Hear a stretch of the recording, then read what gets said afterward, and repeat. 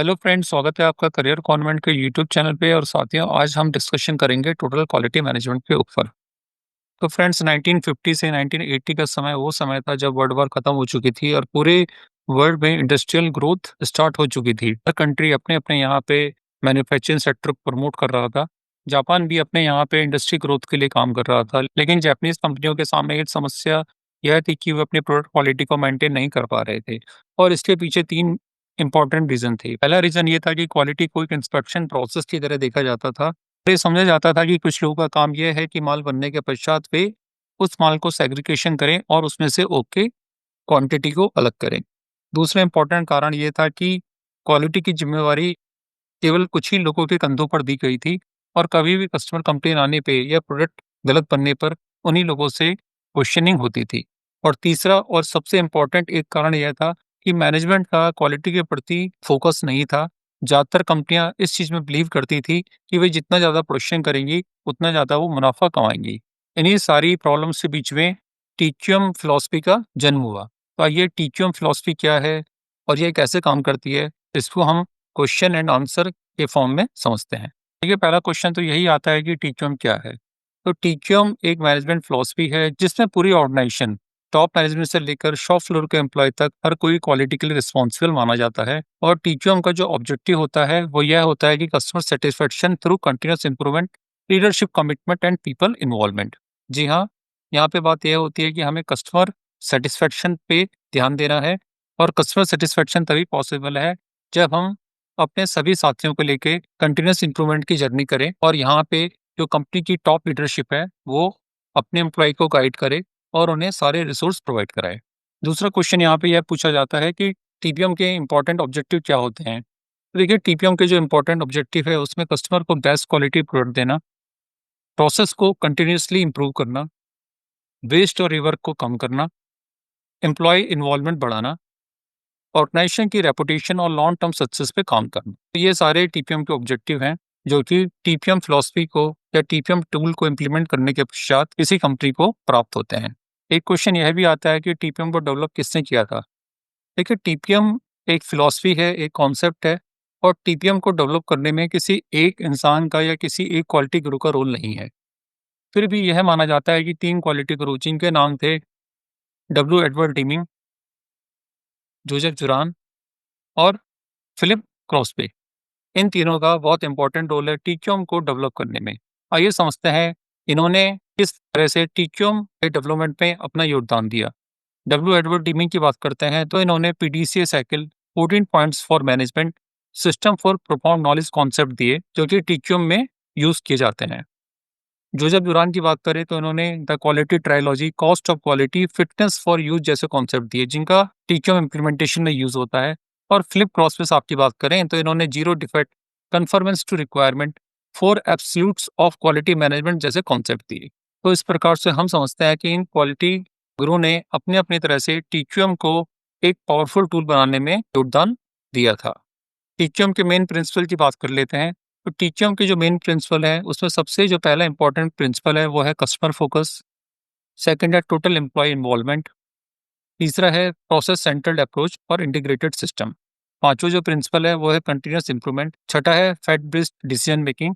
और सातवां जो प्रिंसिपल है वो इफेक्टिव कम्युनिकेशन की बात करता है। तो यह माना जाता है कि किसी भी कंपनी में टीक्यूएम की जर्नी को स्टार्ट करने में और उसे सक्सेसफुली इंप्लीमेंट करने में इन 7 प्रिंसिपल्स का बहुत इंपॉर्टेंट योगदान है। और इन्हीं के सक्सेसफुल डिप्लॉयमेंट की वजह से हम टीक्यूएम को सक्सेसफुली अपनी कंपनी में इंप्लीमेंट कर सकते हैं। एक इंटरेस्टिंग क्वेश्चन ये भी आता है कि टीक्यूएम वर्सेस क्वालिटी कंट्रोल, इन दोनों में क्या डिफरेंस है।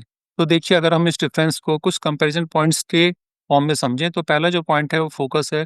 टीक्यूएम जहाँ पे पूरी कंपनी क्वालिटी मैनेजमेंट को इम्प्लीमेंट करने की बात करता है, वहीं क्वालिटी कंट्रोल केवल इंस्पेक्शन या टेस्टिंग तक ही सीमित होता है। रिस्पॉन्सिबिलिटी को समझें तो टीक्यूएम में टोटल एम्प्लॉय एंगेजमेंट की बात होती है, जबकि क्वालिटी में केवल क्वालिटी डिपार्टमेंट की बात होती है। अप्रोच की बात करें तो टीक्यूएम एक प्रिवेंटिव फिलॉसफी है, जबकि क्वालिटी कंट्रोल एक रिएक्टिव टूल है। गोल की बात करें तो टीक्यूएम एक लॉन्ग टर्म इंप्रूवमेंट फिलॉसफी पे काम करता है, जबकि क्वालिटी कंट्रोल केवल डिफेक्ट डिटेक्शन तक ही सीमित है। अगर हम क्वालिटी कंट्रोल, क्वालिटी एश्योरेंस और टीक्यूएम के डिफरेंसेस को समझें, क्वालिटी कंट्रोल केवल प्रोडक्ट पे ही फोकस देता है, जबकि क्वालिटी एश्योरेंस प्रोडक्ट और प्रोसेसेस पे फोकस देता है। जबकि total quality management product, process और कंपनी तीनों पे ही फोकस करता है। एक क्वेश्चन ये भी पूछा जाता है कि टीचम के 8 एलिमेंट्स कौन-कौन से हैं? तो देखिए टीचम के 8 एलिमेंट में जो पहला एलिमेंट है वो है एथिक्स, दूसरा एलिमेंट है इंटीग्रिटी और तीसरा एलिमेंट है ट्रस्ट। चौथा एलिमेंट लीडरशिप, पांचवा एलिमेंट टीम वर्क, छठा एलिमेंट ट्रेनिंग, सातवां एलिमेंट रिकॉग्निशन और जो आठवां एलिमेंट है वो है कम्युनिकेशन।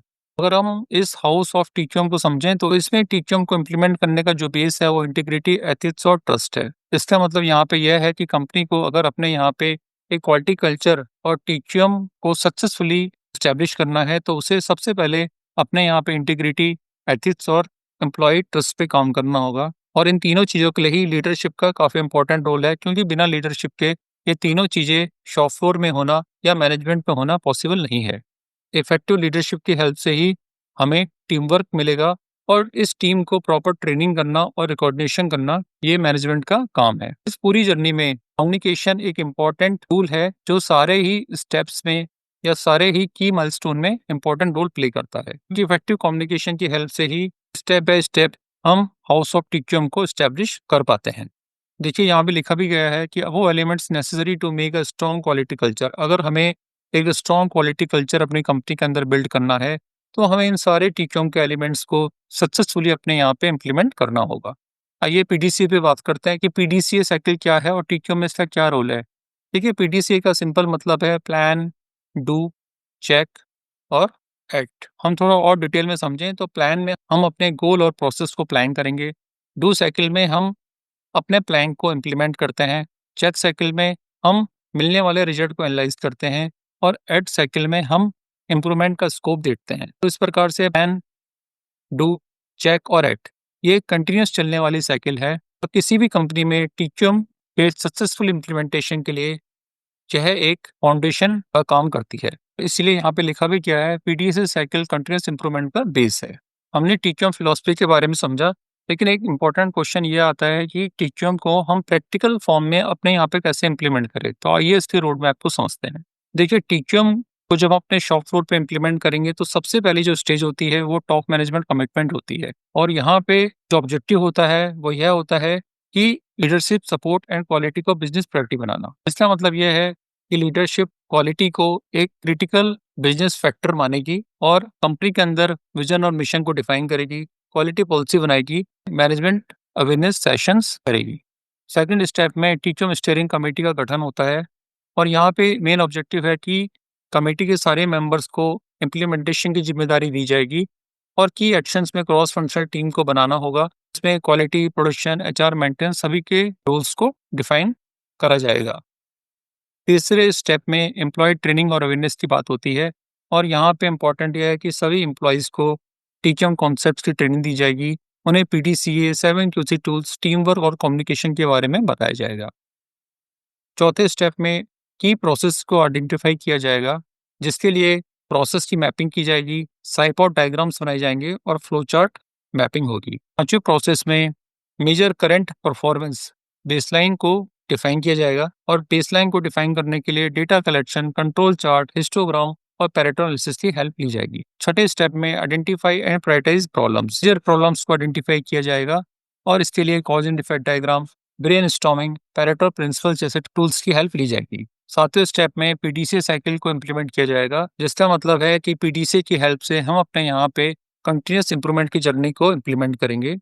प्लान में हम कॉजेस को स्टडी करेंगे और निकलने वाले एक्शंस को डू फेज में इम्प्लीमेंट करेंगे। चेक फेज में अपने रिजल्ट्स को एवेलुएट करेंगे और एट फेज में अगेन गैप्स होंगे उन पे काम करेंगे और अपने रिजल्ट्स को स्टैंडर्डाइज करेंगे। आठवें स्टेप में use quality tools and technique. यहाँ पे हम डेटा ड्रिवन डिसीजन मेकिंग का सहारा लेंगे, जिसका मतलब यह है कि 7 क्यूसी टूल्स जिसमें check sheet, histogram, Pareto, fishbone, scatter, control chart, flow chart की हेल्प से हम प्रॉब्लम्स पे काम करेंगे और डेटा के थ्रू मिलने वाले डिसीजंस को अपनाएंगे। Employee involvement and team work. इस स्टेप में दिन द कंपनी क्वालिटी सर्कल्स बनाए जाएंगे, काइजन एक्टिविटी होगी, रिवार्ड्स और रिकॉर्डेशन के प्रोग्राम चलेंगे। 10th स्टेप में स्टैंडर्डाइजेशन एंड डॉक्यूमेंटेशन की बात की गई है, जिसका मतलब है कि इन सारे स्टेप्स से मिलने वाले जो रिजल्ट्स होंगे उनको शॉप फ्लोर पे इम्प्लीमेंट करने के लिए स्टैंडर्ड्स ऑपरेटिंग प्रोसीजर्स बनाए जाएंगे, वर्क इंस्ट्रक्शंस और कंट्रोल प्लान बनाए जाएंगे। 11वें स्टेप में रिव्यू एंड कंटिन्यूस इंप्रूवमेंट का मैकेनिज्म स्टैब्लिश किया जाएगा और मंथली रिव्यू जिसमें केपीआई ट्रैकिंग जैसे कि डिफेक्ट की मॉनिटरिंग, रिवर्क की मॉनिटरिंग और कस्टमर फीडबैक की मॉनिटरिंग की जाएगी और यदि कोई गैप्स होते हैं तो उस पे काम किया जाएगा। 12वां स्टेप बेंचमार्किंग और सर्टिफिकेशन का है। इसका मतलब यह है कि हम अपने प्रोसेसेस को बेंचमार्क करेंगे और इंडस्ट्री में अदर जो गुड प्रैक्टिसेस हैं जिसमें आईएसओ 9001, 5S, टीपीएम, काइजन, इन सबको टीक्यूएम के साथ इंटीग्रेट करेंगे।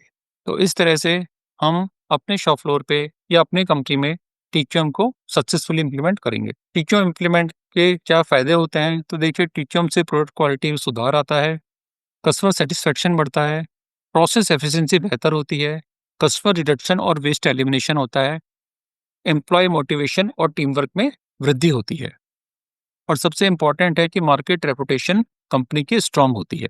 एक क्वेश्चन आपसे ये भी पूछा जाएगा कि प्रैक्टिकली अगर समझे तो इंडिया में किन कंपनियों ने अपने यहाँ पे टीक्यूएम को सक्सेसफुली इंप्लीमेंट किया है? तो देखिए, टोयोटा ने अपने यहाँ पे टोयोटा प्रोडक्शन सिस्टम जिसे हम टीपीएस के नाम से जानते हैं, साथ-साथ टीक्यूएम को इंटीग्रेट किया है, जिससे उन्हें अपने शॉप फ्लोर पे ज़ीरो डिफेक्ट मिला है और हाई रिलायबिलिटी और ग्लोबल सक्सेस हासिल हुई है। इसके अलावा इंडिया में मारुति सुजुकी, टाटा मोटर और सुजुकी और महिंद्रा जैसी कंपनियों ने अपने यहाँ पे टीक्यूएम को सक्सेसफुली इंप्लीमेंट किया है। इंडस्ट्री 4.0 के समय में टीक्यूएम का क्या फीचर है, यह एक इम्पोर्टेंट क्वेश्चन है। तो देखिए, इंडस्ट्री 4.0 के आने से एआई और आईओटी की हेल्प से रियल टाइम डिफेक्ट की मॉनिटरिंग आसान हो गई है, जिसकी वजह से डिफेक्ट एनालिसिस करने के पश्चात हम डिफेक्ट के प्रिडिक्शन को फोरकास्ट कर सकते हैं और ऑटोमेशन की हेल्प से हमें कंसिस्टेंट परफॉर्मेंस अपने मशीन्स में और शॉप फ्लोर पे मिलती है। तो अगर हम समझें तो आने वाले समय में जब हम टीक्यूएम को एआई और आईओटी के साथ या इंडस्ट्री 4.0 के साथ इंटीग्रेट करते हैं, तो हमें स्मार्ट क्वालिटी मैनेजमेंट मिलता है। फ्रेंड्स, आज की इस वीडियो में हमने टीक्यूएम कॉन्सेप्ट को समझा, हमने टीक्यूएम फिलॉसफी के डिफरेंट पिलर्स को, इसके प्रिंसिपल्स को और किन क्वालिटी गुरुओं ने इसके डेवलपमेंट में अपना योगदान दिया, इस चीज़ को समझा। मैं उम्मीद करता हूँ ये वीडियो आपको अच्छी लगी होगी। इस वीडियो को लाइक कीजिए, शेयर कीजिए और कमेंट करके अपने क्वेश्चंस को पूछिए और साथ ही साथ मेरे इस चैनल को सब्सक्राइब भी कीजिए। आज के लिए फ्रेंड्स इतना ही। नमस्कार, धन्यवाद।